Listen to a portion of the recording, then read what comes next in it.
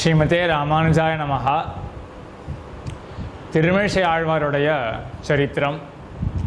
திருமிழிசை ஆழ்வார் 4வது ஆழ்வார். திருமழிசை என்ற ஊரிலே திருவவதாரம் பண்ணினார். திருமழிசை என்ற ஊரானது சென்னைக்கு பக்கத்தில் தான் இருக்குது.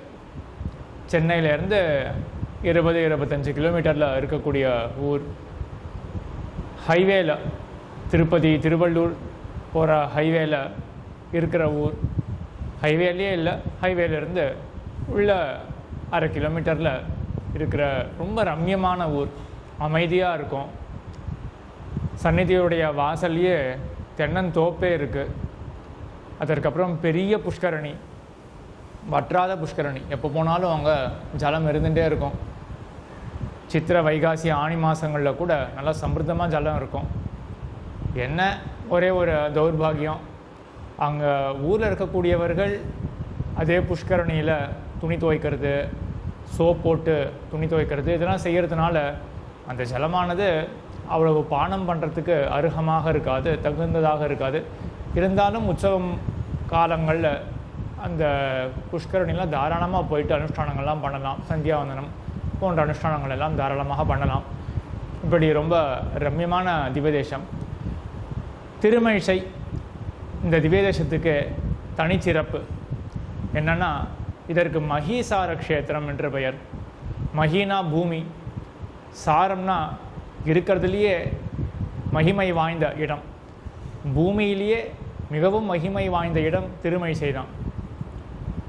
பிருகு, அத்ரி, பார்கவர் தொடக்கமான 7 மகரிஷிகள் பிரம்மா இடத்துல சென்று இந்த லோகத்தில் எம்பெருமான குறித்து பகவத் தியானத்தை பண்ணுவதற்கு மிகவும் உகந்த இடம் சொல்ல வேண்டும் என்று பிரம்மா இடத்துல கேட்க, அப்பொழுது என்ன பண்ணார்னா, ஒரு தராசை எடுத்துக்கொண்டு வந்தாராம். இந்த லோகத்தை எல்லாம் ஒரு தட்டில் வைத்தாராம். திருமழிசை இந்த திவ்ய ஸ்தலத்தை ஒரு தட்டில் வைத்தாராம்.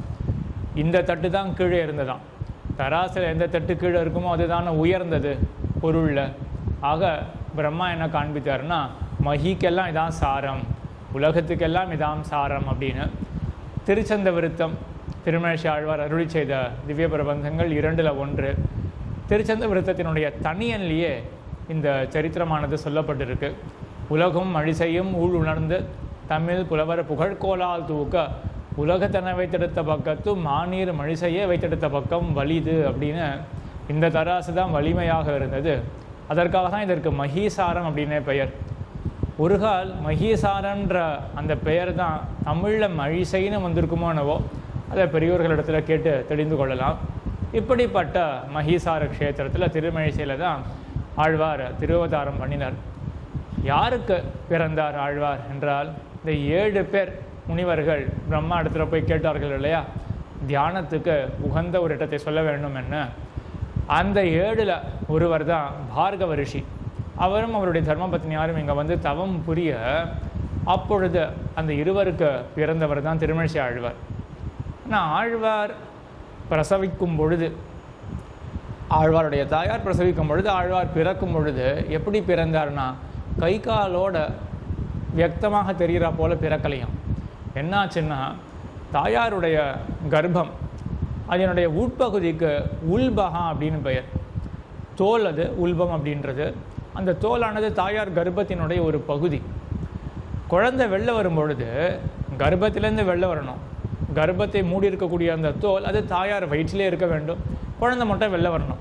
ஆனால் திருமழிசை ஆழ்வார் என்ன ஆயிடுச்சுன்னா, பிண்டமாக வந்து பிறந்தாராம். அந்த உல்ப பிரதேசம் இருக்குல்லையே, உல்பம் தோலானது, அதால் மூடப்பட்டே கொண்டு திருமழிசை ஆழ்வார் வந்து பிறந்தார். பிண்டமாக, கை காலெல்லாம் தனித்தனியாக வியக்தமாக தெரியாத ஆழ்வார் வந்து பிறந்தார். இப்படிப்பட்ட அந்த பிண்டத்தை கண்ட பார்கவர், அவருடைய தர்மபத்னியார், அவன் என்ன பண்ணான்னா, பக்கத்தில் இருக்கக்கூடிய ஒரு தூற்றில், ஒரு புதரில் அந்த பிண்டத்தை வைத்து அவர்கள் பாட்டு போயிட்டார்கள். நமக்கு யோசிக்க வேண்டியிருக்கு, ஏன் இப்படி பண்ணணும்? ஏன் ஒரு கர்ப்பத்தை இந்த மாதிரி ஒரு தூற்றில் போட்டு ஒரு புதரில் போட்டுட்டு அவர்கள் பாட்டு போகலாமா? வேதாந்தத்தில், அதாவது ரிஷிகளை பற்றி சொல்லும் பொழுது, ஆண்டுஷம்சிய பிரதானரான ரிஷிகள் அப்படின்னு ஆச்சாரியாலும் சொல்கிறார்கள். ஆண்டுஷம்சியம்னா கிருபை, கிருபை மிகுந்தவர்கள் இப்படி பண்ணலாமா என்றால் அது எனக்கு தோன்றது என்னென்னா, ஆழ்வார் பிண்டமாக திருவதாரம் பண்ணாரா? முதல்ல பெற்றோர்களுக்கு பிண்டமாக இருக்கிறபடியினால், அந்த தோலோடே வந்து பிறந்தபடியினால், கர்ப்பத்தை மூடி இருக்கக்கூடிய அந்த தோலோடவே வந்து பிறந்தபடியினால், ஒருவேளை கருவானது கலைஞ்சு போயிருத்தோ, பிரசவம் சரியாக ஆகலையோ, இந்த பிண்டமானது மிருத்தமான பிண்டம், மரித்து போன பிண்டமோ அப்படின்ற நினைவோட அவர்கள் ஒருவேளை அந்த தூற்றில் போட்டு போயிருக்கலாம். ஏன்னா நிச்சயமாக ஆண்டுசம்சம் கிருபை கொண்ட ரிஷிகள் இந்த மாதிரி பண்ண மாட்டார்கள். இப்போலாம் கதை கேள்விப்படுறோம் இல்லையா, ஒரு குழந்தை பிறந்தாலும் அந்த குழந்தையை எப்படி காப்பாற்றுறதுன்னு தெரியலை, ஆகையனால குப்பை தொட்டியில் போட்டு போகிறார்கள்னு அந்த மாதிரி ரிஷிகள் பண்ணியிருக்க மாட்டார்கள். ஆக இதுதான் இருந்திருக்கணும். ஆழ்வார் பிறந்திருக்கார், உயிர் இருக்கா அப்படின்னு தெரியாமல் தாயாரும் தகப்பனாரும் அந்த தூட்டில் போயிட்டார்கள். ஆனால் ஆழ்வாருக்கோ உயிரானது தங்கி இருந்தது. மகீசார க்ஷேத்திரத்தினுடைய அந்த ஸ்பர்ஷத்தினாலேயே, பூமி பிராட்டியாருடைய ஸ்பர்ஷத்தால், அதே போல் பெரிய பிராட்டியாருடைய அனுகிரகத்தால் ஆழ்வார் ஜீவித்திருந்தார். அந்த உல்பம், அந்த தோல் இருக்கு இல்லையா, அது விரிய, அதிலிருந்து ஆழ்வார் கைகாலெலாம் அசக்கி கொண்டு வெளில வந்தார். கிட்டத்தட்ட பட்சிகள்லாம் முட்டையிடுறது இல்லையா, அந்த முட்டையை பிரித்து கொண்டு தானே அப்புறம் பட்சியானது வெளில வருது.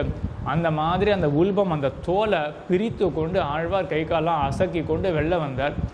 வந்த உடனே ஆழ்வார் அழுகிறார். எல்லா குழந்தைகளை போல ஆழ்வார் அழுகிறார்.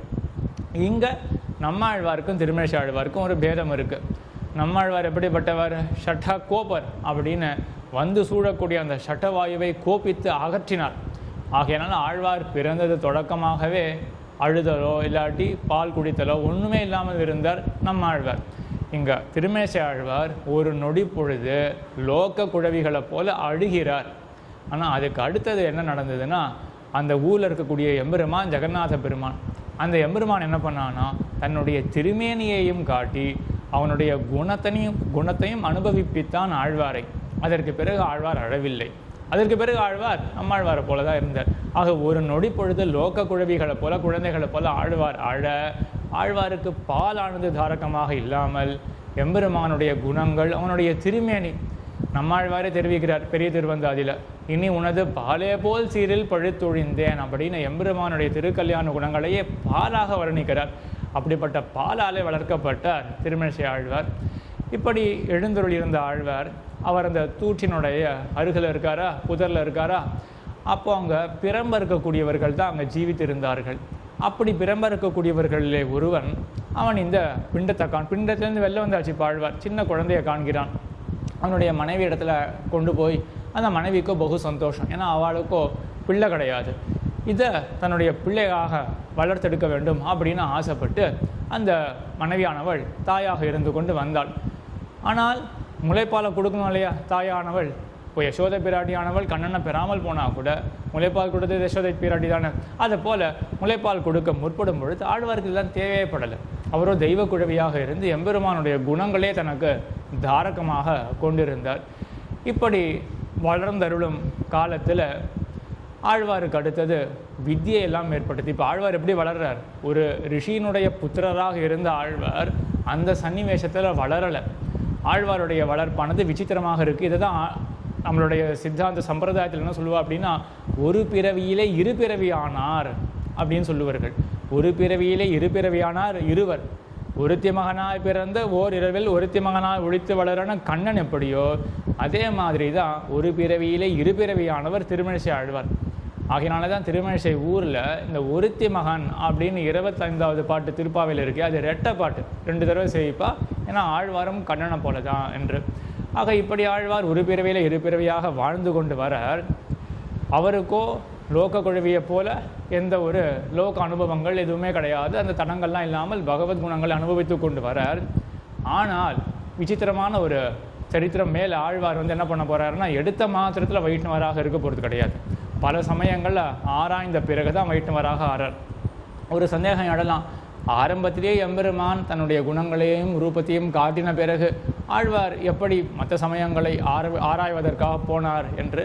இதற்கு சில பதில்கள் இருக்குது. அதை அடுத்த சரித்திரத்தில், அடுத்த உபன்யாசத்தில் இந்த சரித்திர பாகம் வரும்பொழுது அதை பற்றி பார்க்கலாம். இப்பொழுது ஆழ்வாருடைய நிலையானது எப்படி இருக்குது அப்படின்னா, தாம் ஒரு பிண்டமாக இருந்த நிலையிலிருந்து வெளில வந்து கை கால் அசக்கக்கூடிய அந்த குழவியாக இருக்கார். குழுவையாக இருக்கிற அந்த ஆழ்வாரை 2 பேர் பிறம் இருக்கக்கூடியவர்கள் அவர்கள் தன்னுடைய பிள்ளையாக வளர்த்து கொண்டு வரார்கள். வளர்த்து கொண்டு வந்தாலும் அதாவது பாதுகாப்புக்காக இருக்கார்களே ஒழிய இவர்களால் ஆழ்வாருக்கு ஜீவனம் என்று ஒன்றும் கிடையாது. இப்படி இருக்கிற ஆழ்வார் அவருடைய சிஷ்யர் கணிகண்ணன் அப்படின்னு கேள்விப்படுறோம் இல்லையா, அந்த சிஷ்யரான கணிகண்ணன் அவர் பிறந்ததுக்கே காரணம் ஆழ்வார் தான். அது என்ன அப்படின்றதையும், இப்படிப்பட்ட ஆழ்வார் மற்ற சமயங்களுக்கு போயிட்டு கடைசியில் வைஷ்ணவராக வந்த சரித்திரம் என்ன என்பதையும் அடுத்த உபன்யாசத்திலே பார்க்கலாம். ஆழ்வார் திருவடிகளே சரணம், எம்பெருமானார் திருவடிகளே சரணம், ஜீயர் திருவடிகளே சரணம்.